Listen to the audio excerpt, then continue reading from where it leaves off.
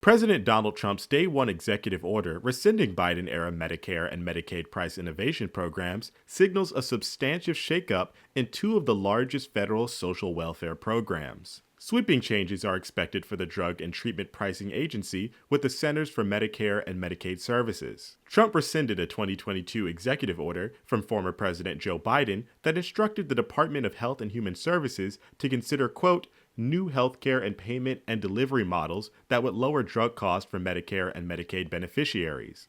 In doing so, Trump pulled the plug on three drug pricing test models that respectively would have lowered the cost of gene and cell therapies for Medicaid patients, capped certain generic drug prices for Medicare beneficiaries to $2 monthly out of pocket, and accelerated the Food and Drug Administration approval process for drugs designed to address unmet medical needs. CMMI, established in 2010 by Obamacare, is expected to get an overhaul under the leadership of Trump's likely pick for its director, Abe Sutton. The CMMI came under sharp Republican criticism following a September 2023 Congressional Budget Office report that found CMMI increased federal spending in its first decade by about $5.4 billion, or about 0.1% of Medicare spending. When Obamacare was enacted, the CBO estimated that CMMI activities would reduce Medicare spending within the decade by $2.8 billion, or 0.05% of net Medicare spending. According to the CBO report, only 6 of the 50 pilot models tested by CMMI generated statistically significant savings. House Republicans have been making plans this month to include up to $2.3 trillion in Medicaid cuts over the next 10 years in the upcoming fiscal bill. Plans to repeal Medicare drug pricing provisions of Biden's Inflation Reduction Act are also mentioned in the budget